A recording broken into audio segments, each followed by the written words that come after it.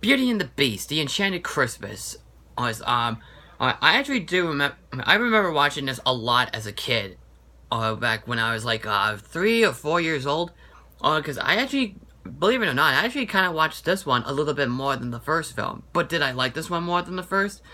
No, but there is basically a Christmas movie, and plus, I don't think the film itself is as good as the first, but I still think it's very enjoyable. And yeah, it's one of the other good Disney sequels. And, oh yeah, the next review, ooh, won't be pretty.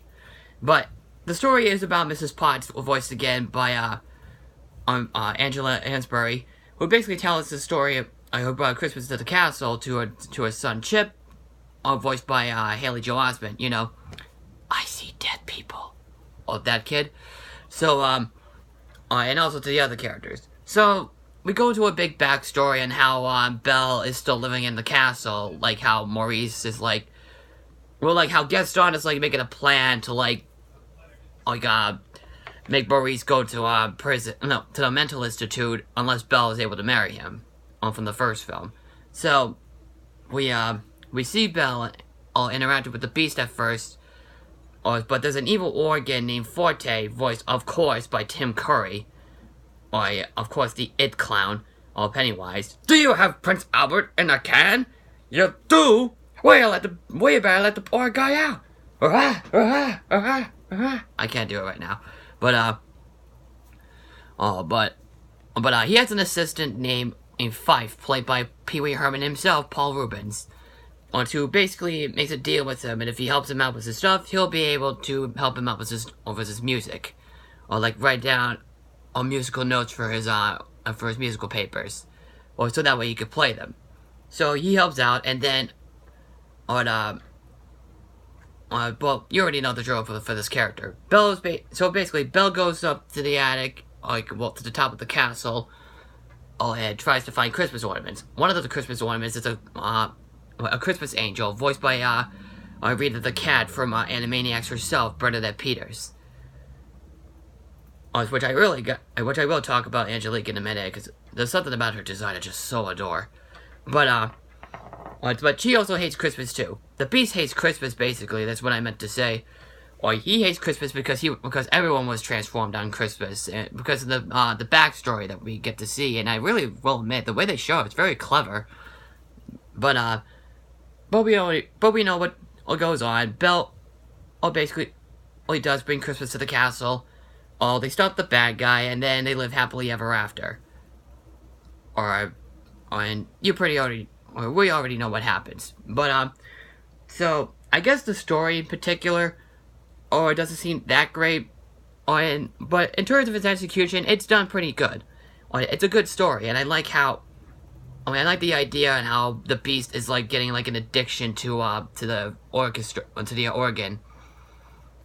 And, yeah, Tim Curry is the villain. Who doesn't love Tim Curry as the villain? I'd be lying if I said I actually loved him just a little bit more as Gaston from the original film. Pee Wee Herman himself as a musical flute. Very enjoyable. All the characters from the original film, very enjoyable. That's easily the best thing to describe this film. Enjoyable. But, pardon me. I just had an egg roll. But, what else can I say? The animation. I like it. The animation is really good. They try to make it look like the first film. And stuff, like, particularly from the character designs and the character animation, and it's done very well. I can't say it's as good as the first, and it is a downgrade. But as a direct-to-video film, it looks very nice. There's good colors, and good shading, and some good movements. It's very nice, and they really do try to make it look like the original. Well, at least better than what Return to Far tried to do. The songs, they're very good. I like, the story song for Belle. I like As Long as There's Christmas. The villain song is really good. At least there's like a few songs in the movie I remember. But they are good songs though. The voice acting is still really good. I love Robbie Benson as the Beast. He's still great. I love that big and booming voice in the movie.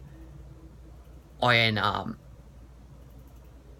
there are some good jokes in the movie. I did get a few laughs, and there's some nice Christmas visuals throughout the film. And let's talk about the Christmas ornament. I gotta say right now, I think she's the most beautiful looking Beauty and the Beast character well, basically the most prettiest Beauty and the Beast character.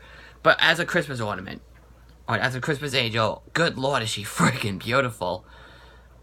But when she's a regular human, she's pretty, or like she's beautiful. But as a Christmas ornament, oh man, it's even more beautiful. Oh, and she's got a very beautiful speaking voice. I love it. Oh, and a lovely singing voice too, just like Belle as well. Two of my favorite characters are still Lumiere and Cogsworth. They're still the funniest. If I did have a little bit of a nitpick of the film, is that Chip's voice gets a little annoying. And yeah, it kind of, I just don't.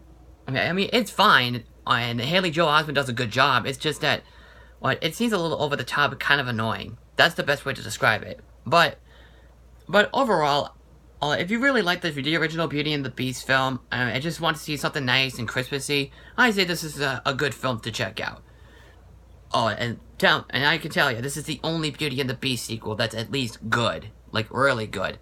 Because the next one, it's not going to be pretty. But if you have seen Beauty and the Beast, The Enchanted Christmas, what do you think? Just comment below, click like in the video, follow me on Twitter and Facebook as Stardust. And don't forget to subscribe and share the video, and I am the Bostonian Critic, and I'll see you in the next video.